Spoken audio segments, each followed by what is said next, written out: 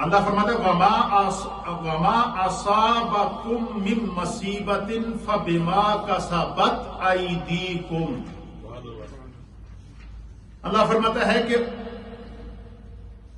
اور تم پر جو مصیبت پہنچتی ہے پریشانی کی صورت میں، وبا کی صورت میں، آزمائش کی صورت میں، زلزلوں کی صورت میں، حادثات کی صورت میں، سونامیز کی صورت میں، ایکسیڈنٹ کی صورت میں، اور زمینی حادثات کی صورت میں، زلزلوں کی صورت میں، یا سیلابوں اور طوفانوں اور وباؤں کی صورت میں، رب فرماتا ہے کہ اے اہل ایمان، اے زمین پر رہنے والے انسانوں، تم پر وما اصابکم من مصیبت، اور تم پر جو مصیبت آتی ہے، تکلیف آتی ہے، دکھ آتا ہے، آزمائش آتی ہے، یہ کیوں آتی ہے، اس کی وجہ کیا ہے؟ قرآن نے وجہ بھی بیان کر.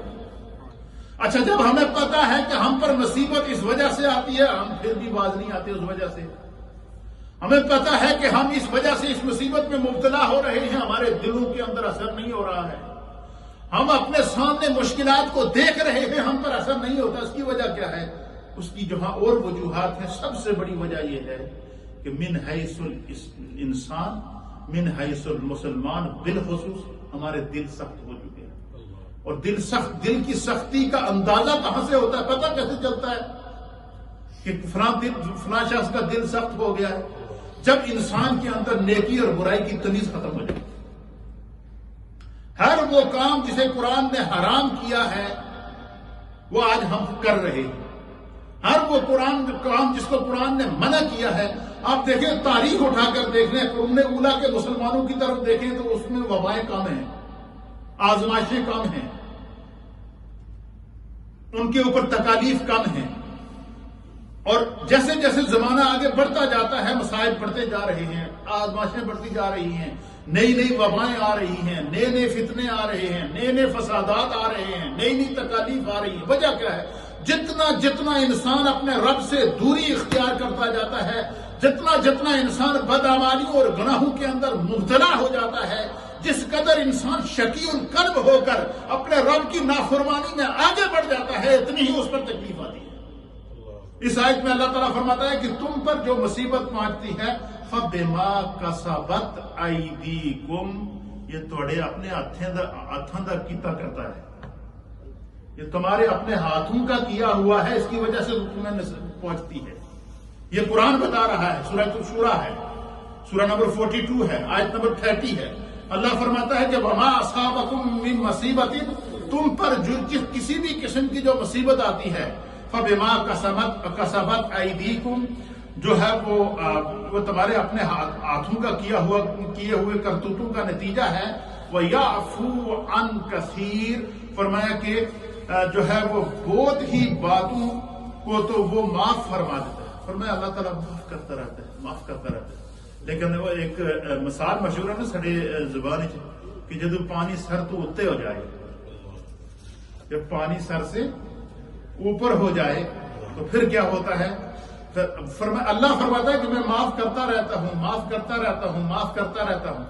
لیکن جب انسان سرکش ہو جائے اس حد تک، نمرود، قرآن اس واقعے کو بیان کرتا ہے کہ نمرود جو تھا حضرت ابراہیم علیہ نبی علیہ الصلوۃ والسلام کے دور کا بادشاہ تھا.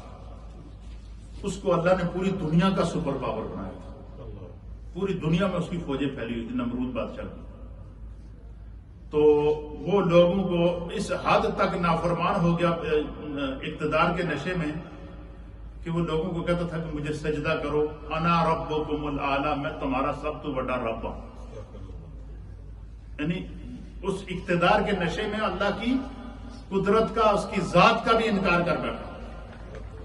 پھر وہ اپنی فوجوں کو بھیجتا تھا، وہ آسمان کی طرف تیر پھینکتی تھی پہاڑوں پہ چڑھ کے. اللہ کی قدرت، جب تیر نیچے آتا تھا تو تیر کے ساتھ خون لگا ہوتا تھا، یا رنگین تیر نیچے آتا تھا تو یہ نیچے جشن مناتے اور کہتے کہ دیکھو جی وہ ابراہیم دا خدا نعوذ باللہ زخمی ہو رہے. پھر قرآن اس منظر کو بیان کرتا ہے کہ اللہ تعالیٰ نے اپنی مخلوق میں سے ایک مچھر کو حکم دیا. کس کو؟ کہ جب نمرود نے اس دی اوقات دکھا کے آ، اپنی مخلوق میں سے اللہ نے کس کو حکم دیا؟ مچھر کو، اور وہ مچھر آیا اور وہ آ کر نمرود کے ناک میں گھسا اور چلتے چلتے اس کے دماغ کے اندر چلا گیا، اور وہ دماغ کے اندر بیٹھ کے وہ اس منظر کو مفسرین اور محدثین نے بیان کیا ہے کہ وہ اس کے دماغ کے اندر اپنے آگے دونوں جو اس کے آگے والے پاؤں ہوتے تھے، ہاتھ ہوتے تھے، ان پاؤں کے ساتھ وہ اس کے دماغ میں کھجلی کرتا تھا۔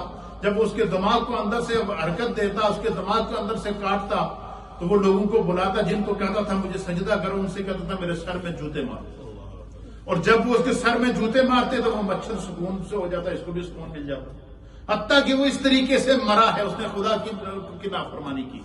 تو اللہ فرماتا ہے کہ اے انسان، تمہیں جو مصیبتیں پہنچتی ہیں، دکھ پہنچتے ہیں، تکالیف پہنچتی ہیں، یہ تمہارے اپنے ہاتھوں کا کیا ہوا ہے، تمہارے اپنے اعمال کا نتیجہ ہے۔ اب ہم میں سے ہر ایک انسان یہ سوچ سکتا ہے، ہر آدمی اپنا محاسبہ کر سکتا ہے۔ اس لیے اس آیت کے اندر اللہ تعالیٰ نے پھر دوسرے مقام پر آپ دیکھیں